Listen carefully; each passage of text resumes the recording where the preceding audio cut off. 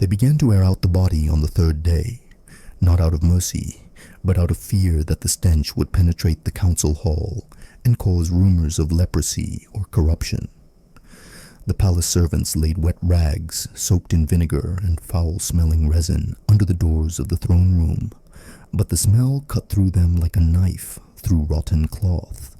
Those close to the Inquisitor whispered, averting their eyes, some out of fear, others because they could no longer suppress the retching. His skin peeled away from his fingernails like wet paper. Gangrene crept up from his feet to his groin, and one by one, the doctors refused to enter the chamber, but he ordered 2 more to be burned, and still continued to sign his name, holding the pen between his fingers, wrapped in cloth from his bleeding sores. It was hot in Seville. It was the 16th century, and the royal court was ruled by one man, the old, almost paralyzed, but still all-powerful, Grand Inquisitor Francisco del Valle. The people knew him as the man who had cleansed Aragon of heretics and Castile of sorcerers. But now he never left his chambers. Servants brought him food, but carried it away, almost untouched.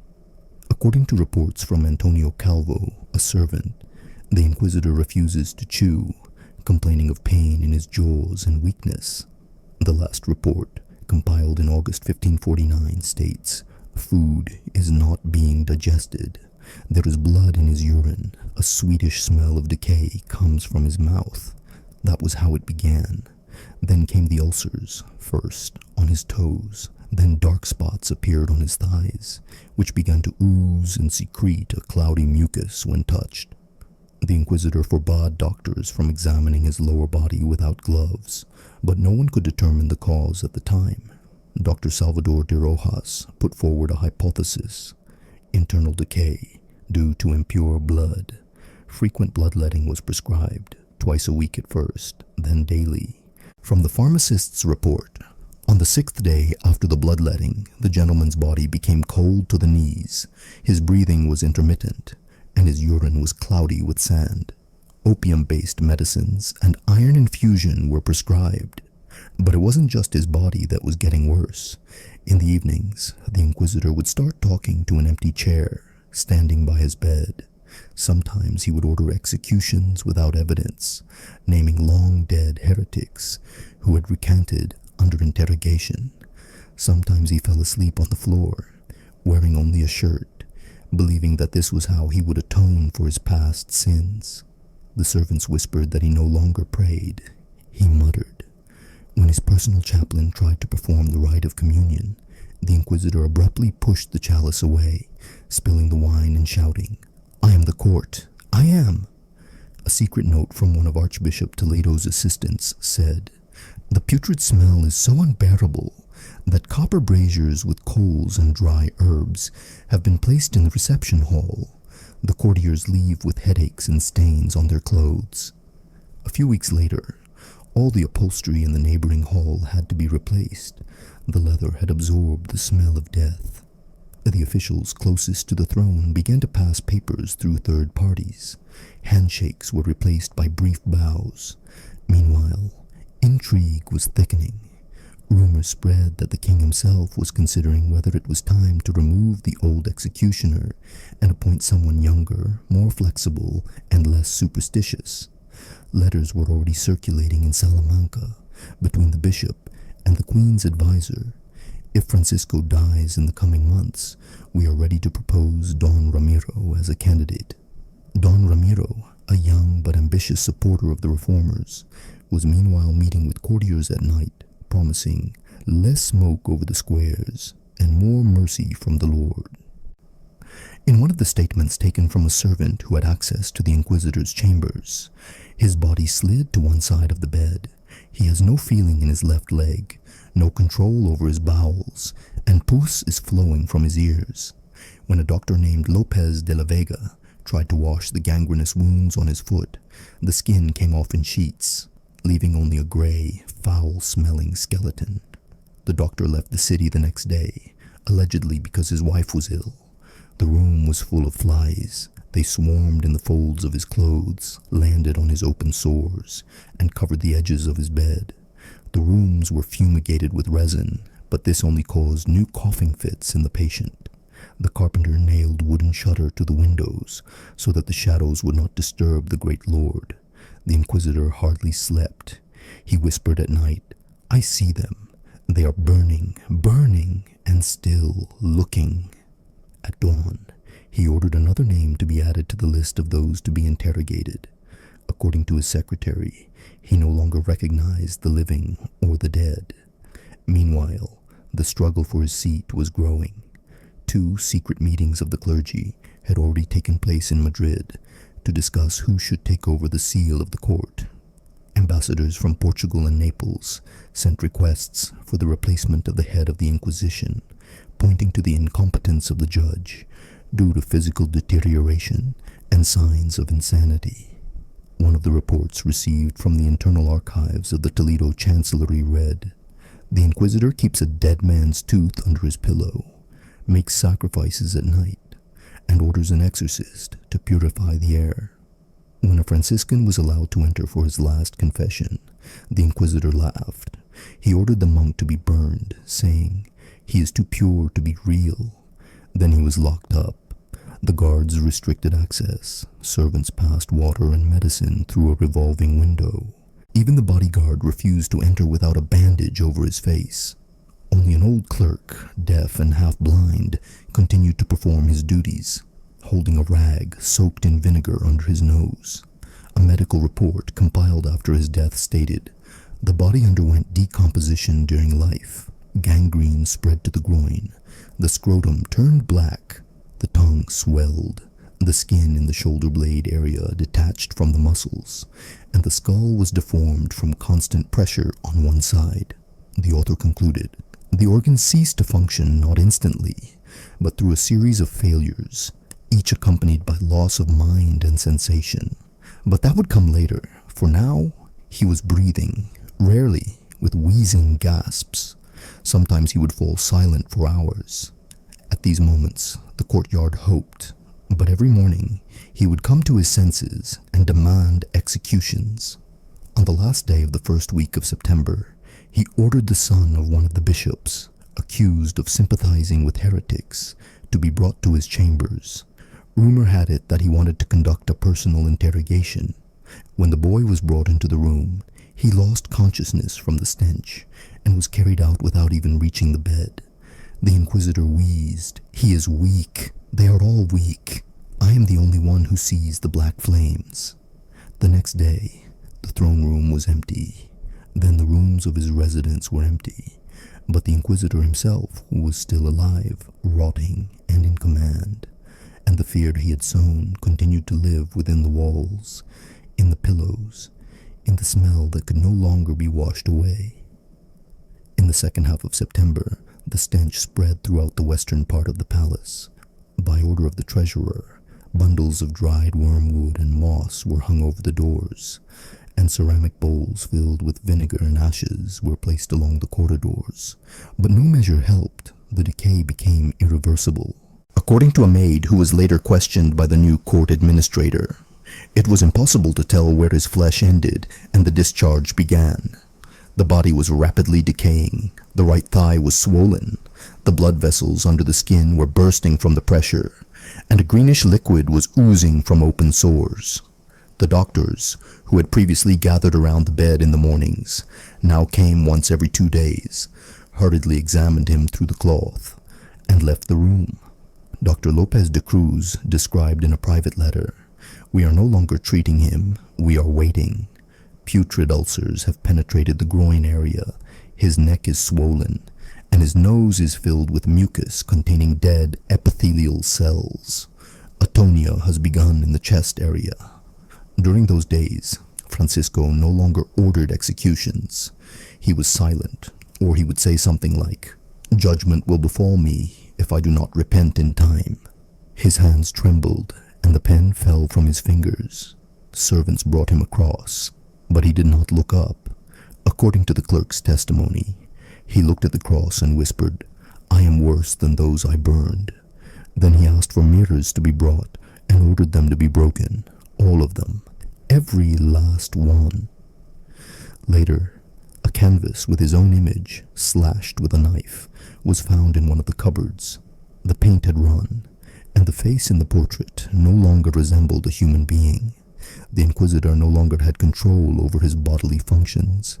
He soiled his bed despite the absorbent fabrics. The skin on his back had turned black, and ulcers had formed where the bedding had been in constant contact with his body. The manuscript on the decomposition of bodies living in sin, which was later opened, attributed his condition to a hidden curse in the body of a righteous man who was struck by pride. Despite this, the church officially denied superstitious interpretations. Panic broke out in the inner palace. Due to access restrictions, none of the influential priests could approach Francisco's bed. Some believed that he was already dead, and that his body was being hidden. Attempts were made to forge his signature on orders. Don Sanchez's junior notary was reprimanded for forgery, and Sanchez himself disappeared that same night. Presumably, he was killed on the orders of a rival. Around the third week of September, information began to leak out. Reports from Valladolid stated, "Francisco is no longer giving orders. He moans at night, calling for his mother, who has been dead for 30 years. The physician Juan de Mora reported in a note to the chancellor, "His condition is critical. His pulse is weak. The veins in his legs are black. His tongue is swollen, and the skin on his fingers is peeling off. The prognosis is death within 8 days." But death did not come. The rotting body continued to breathe. Political maneuvering began. Candidates for the post of head of the Inquisition, Don Ramiro, Bishop Gonzalez, and even the widowed Archbishop of Zaragoza gathered supporters. Internal letters from the chancellery stated, "If the body does not die, we will lose control. If he rises again, we will be brought to trial." One of the courtiers wrote in an anonymous note, "He is rotting, but he is not dying. This is punishment, and we will share it." The archives of the spiritual court record an unusual event. At night, a scream was heard coming from the Inquisitor's chambers. Not human, but rather guttural, like that of a beast. The servant Julian threw down the keys and ran away, later found dead in a ravine behind the palace. That night, the Inquisitor's body was turned on its side, so that the pus could drain out. The bed could not withstand it, and rotted through to the boards. It was decided not to change the bed, but to place a metal tray filled with sand underneath it. On the 4th of October, a servant reported that the Inquisitor was crying. A liquid mixed with pus was flowing from his eyes. He didn't speak anymore, just stared at the ceiling. Then he turned and said, "They will not forgive me. I burned them to the bone, but their souls are following me." These words were included in the report to the king, but were not made public. According to Dr. Cepeda, inflammation was already developing in the brain, possibly late-stage syphilis or purulent meningitis caused by blood poisoning from necrosis. The city lived in anticipation. The square in front of the palace was deserted. The nobles did not appear at the gates.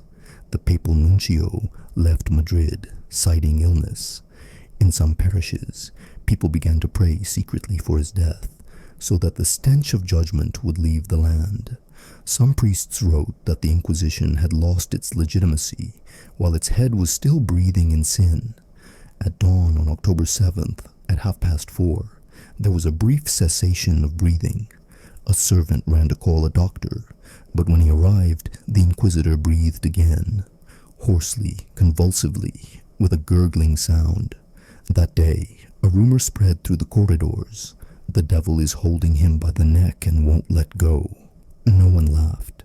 At night, rats began to gather in his chambers. They rustled in the corners and made their way under the pillows. The traps did not work.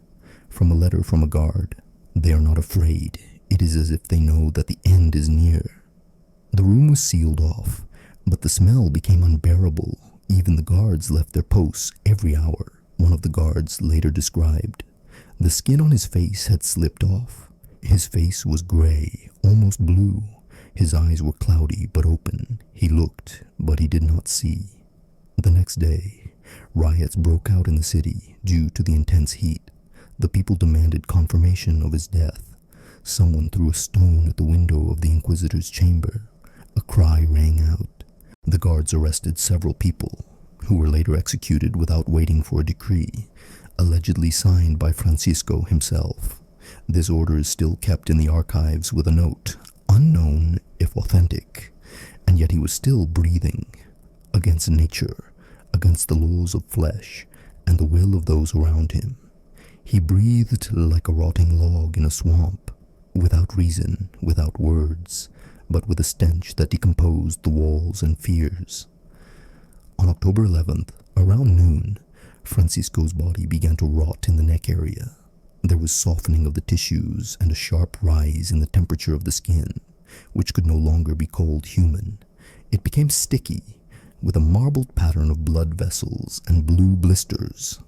At the autopsy, performed 3 weeks after death, Dr. Pedro Iñárritu noted, "An extensive putrid cavity was found at the junction of the spine and skull. The vertebrae are loose, the brain is softened, the right lobe is destroyed, the left eye is swollen, and the vitreous body has decomposed during life. But then he was still alive. His breathing was weak, his eyes were often closed. He did not speak or move, only swallowing with difficulty. When an attempt was made to pour a mixture of onion and vinegar into his mouth, he choked and coughed, spitting out dark brown mucus mixed with blood." Dr. Zepeda, who returned to the chambers after 3 days of absence, remarked, "Judging by the absence of a swallowing reflex, asphyxia will soon set in, but the heart, despite everything, continues to beat." At the same time, the palace archives were being reviewed. A replacement was being prepared. Don Ramiro promoted himself through the Chancellor's widow, and Bishop Gonzalez through his influence in the Seville clergy. The king did not interfere. According to one version, he believed that Francisco was his own judge and was already paying for his sins on his deathbed. According to another, he feared that an open change of head of the Inquisition would provoke unrest in Avila and Zaragoza, where heretics were still hiding in basements. Meanwhile, something inexplicable was happening in the chambers. A servant named Rodrigo, later declared insane, claimed that at night, voices speaking in an unknown language could be heard coming from the Inquisitor's body. According to him, the Inquisitor rose from his bed, even though he had been unable to move his legs for 2 weeks, and walked around the room, touching the walls. Of course, this was not confirmed, but in the morning, a candlestick was broken and a curtain was torn. The servant was executed for blasphemy. On October 13th, Dr. De Cruz attempted to amputate the lower part of the right leg to stop the rising infection. The procedure was unsuccessful. When the incision was made, the flesh split open. Almost half a liter of foul-smelling pus flowed out of the thigh, and the patient began to suffocate. The procedure was stopped. The next morning, the doctor committed suicide. In a note he left behind, he wrote, "I have touched hell with my hand. It is watching. It lives in this body. We can't stop it." By this time, 2 people were on duty in the chambers, one during the day and one at night. No food was served. The Inquisitor had not eaten for 8 days. His tongue was cracked, his lips covered with dried blood. The skin on his face was ashen, almost white. The hair on his head began to fall out. His left ear had slipped off. It literally fell off in his sleep. The fabric under the pillow was wet, and a trail of pus remained on the wall. The servant who discovered this later went blind, rumored to be from fear, but possibly from infection. Reports from Mexico City and Naples already included the phrase, "the dying Inquisitor."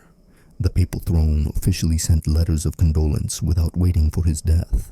This accelerated the palace struggle. Don Ramiro gathered signatures from bishops and proposed temporary leadership. In response, Gonzalez declared that Francisco was still alive and that any action taken before his death would be sacrilege. A conflict arose. For the 3rd night in a row, the guards changed watches, with their weapons at the ready.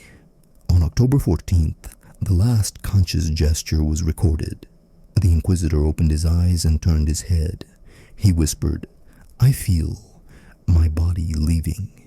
Then, according to the clerk, a smell came out of his mouth that made my hands shake. It was as if something had decomposed inside his skull and come out through his palate. The next morning it began. The skin began to peel away from his stomach and chest.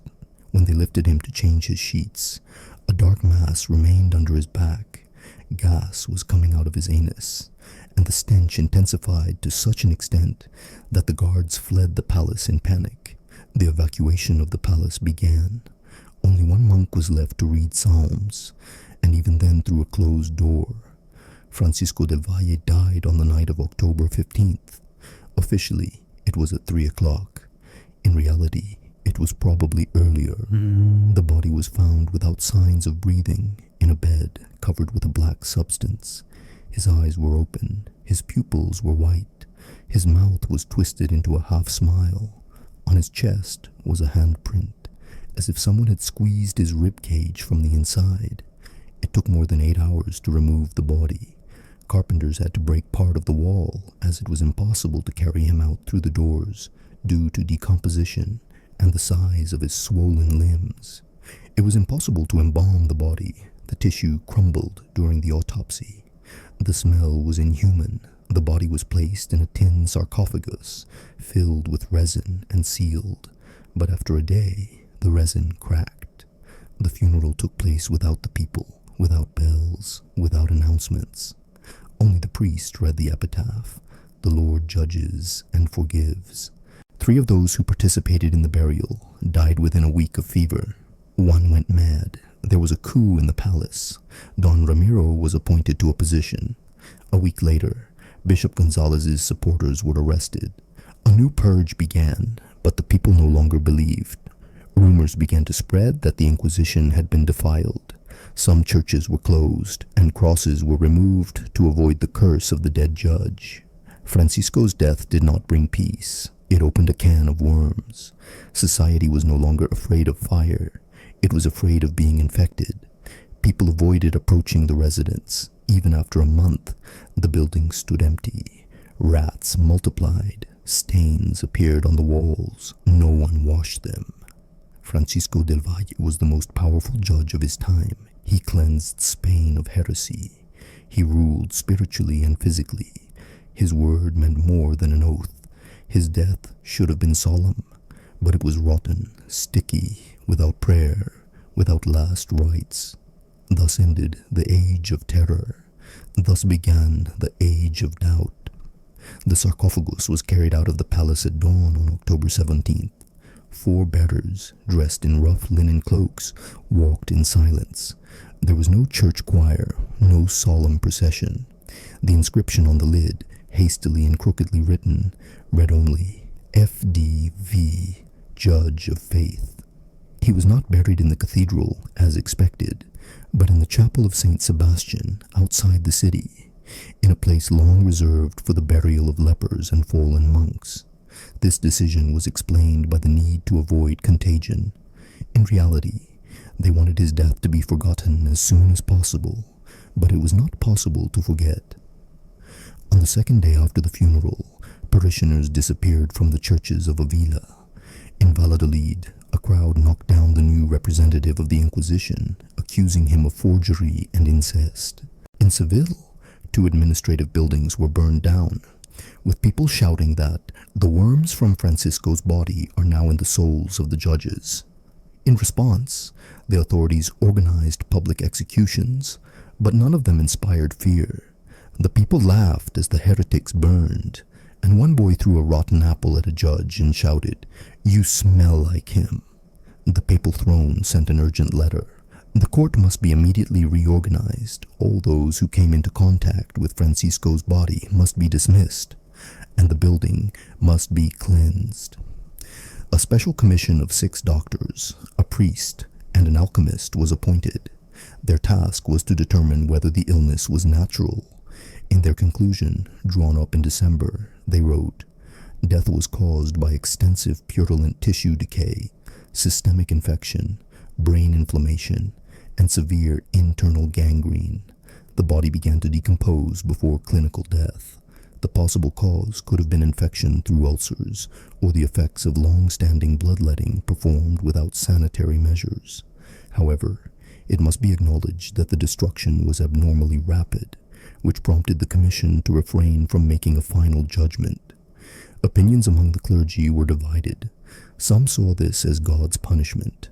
A priest from La Rioja wrote, "He burned those who were closer to God than he was, and now he himself is burning in the ground, in memory, in the depths, where no one called him." Others defended him. The Archbishop of Zaragoza issued a statement saying that the Inquisitor served the cause of the faith until his last day, and his flesh rotted like the flesh of martyrs. But even among his supporters, there were those who refused to visit his burial place. Francisco's death did not mark the end of the Inquisition, but it was a turning point. The people stopped being afraid. Believers who had seen Francisco as the punishing hand of God now remembered him as a decaying, powerless creature. This undermined the sacred aura of the court. The executions carried out the following year attracted fewer and fewer witnesses. Priests refused to serve at interrogations. Bishops spoke of a temporary retreat of the spirit. The archives left after his death were found to be empty. Most of the records had been destroyed during the last days of the Inquisitor's life on his personal orders. He ordered the burning of the list of those damned forever and the removal of the black books in which the names of witnesses were recorded. According to his last secretary, he feared that the dead would return to take revenge if traces of their suffering remained. The servants who remained alive scattered to the villages. 2 became beggars. 1 disappeared. 1 was found dead in a well. According to a neighbor, he screamed at night that Francisco was standing at his bedside and whispering in his ear the names of those to be burned. The Grand Inquisitor's residence itself was sealed off. 2 months later, a fire broke out there. According to the official version, it was caused by a lightning strike. However, eyewitnesses claimed that a few hours before the fire, they heard doors banging in the empty hall. The building burned to the ground. Rats, which had previously multiplied in the rooms, scattered throughout the city, and an epidemic broke out in the area around the palace. This led to a mass exodus of officials. By the end of the year, more than 20 representatives of the court had been replaced in Madrid. Francisco's ashes were later reburied, by order of the king, in an unmarked grave. Only the lid remained from the sarcophagus. The inscription was scraped off. No monuments, no prayers. In one of the later chronicles, written by an anonymous monk 20 years later, it is said, "The judge of the burned died, and the stench of his body swept across the land as a lesson to those who decide to judge in the name of God. If the Lord wants to judge, he does not rot, and if he rots, then it is not the Lord." The story of Francisco del Valle is not just a tale of death. It is a testimony to the collapse of faith, when a judge becomes a prisoner of his own body, and the fear instilled in others turns into a stench that cannot be aired out for years. His death did not end an era. It decomposed it from within. Thus disappeared from the world a man whose name was a sentence, and there was silence, filled only with whispers. He rotted alive. We heard it.